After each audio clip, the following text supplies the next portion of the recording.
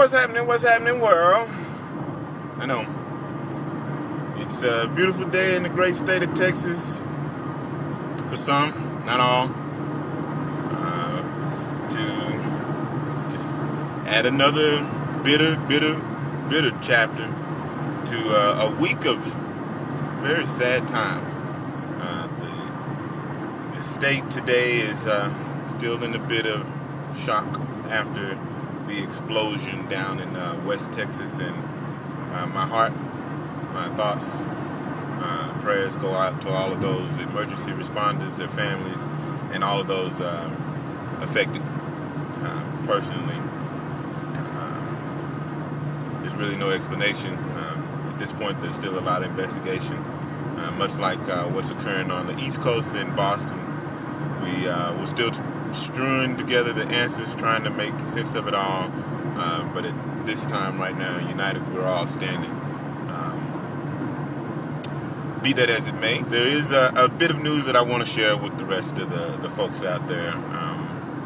The NBA wrapped up the regular season on last evening, and I must say I'm quite proud to be reporting to you that the Los Angeles Lakers have done what many thought was, completely impossible. And not only did they make the playoffs after losing their perennial all-star frontman, all-world leader, Kobe Bryant, last Friday on the next to the last play of the game.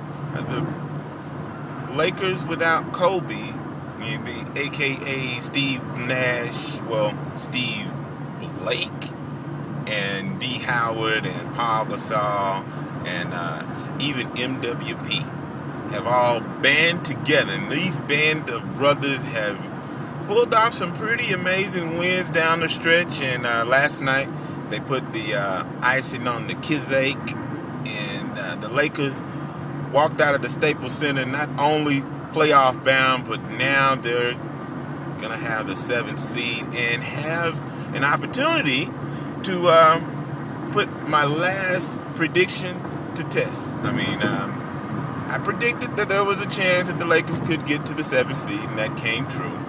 But my previous prediction was just that they were going to make it to 8th and play the number 1 seed at that time, which was the San Antonio Spurs. Well, amazing. Things have changed. The fates of the Spurs and the Lakers have led them to fall into each other's lap. The Spurs lost their firm grip, season-long grip on the number 1 seed in the West in the final weeks, and now they are number 2, meaning that the number 7 seed Los Angeles Lakers will be starting the playoffs this weekend in the great state of Texas. Yes, y'all. But again, they will be shorthanded. We don't know for sure if Steve Nash is going to come back, but they'll definitely be without Kobe for the duration of the playoffs. Torn Achilles was the report, and he's had surgery. He's been on a lot of different things. His favorite app du jour right now is Twitter. So if you haven't checked out my Twitter page, you can check out Kobe Bryant, at Kobe Bryant, and see some of the things that are going on in the very early stages of the rehab of his Achilles. But what an exciting time still it is in the great city of LA. The Lakers, they're going to look like any Laker team we are used to seeing. Under D'Antoni, these guys can do some things. One of them is play defense down the stretch when needed. These guys with Dwight Howard, he says he feels like he's finally at 100%, for the first time. And his little impersonation of King Leonidas in the 300 yesterday, right before, the Lakers went out and did what they did, was pretty comical. It was pretty fun to see. We hadn't seen that side of Dwight all season. So maybe that means something. I can tell you that Superman looks like he can jump again, which at a period of time early on in the season, he didn't look like he had a 2-inch vertical. nonetheless the 48, 52-inch vertical that we've seen out of the youngster.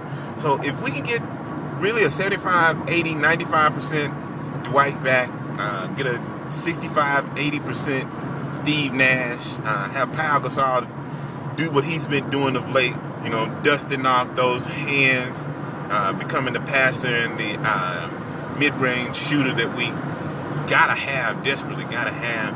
And then if the cast of characters, Jody Meeks, Steve Blake, and Earl the Pearl Clark can, you know, find a way to just really keep making threes on a consistent basis, who knows? I mean, really, who knows? I do see, and I will say that I think the Los Angeles Lakers can make it out of the first round and beat the San Antonio Spurs possibly in 7 games. Gonna be difficult since they don't have home court advantage. They're gonna have to win 1 or more in San Antonio. But I think they can do that. I really do think that these Lakers are out to prove a little something, you know, to the rest of the NBA. You've got a good coach who himself has always been a perennial leader on and off the court. And since he's been a coach, I mean, you can't ever count out a D'Antoni team. But then you got those other guys that I mentioned who are champions in their own right and who have been to the mountaintop in Dwight Howard and thirsty to get back again. You never know. Anything's possible, baby. Anything's possible. So,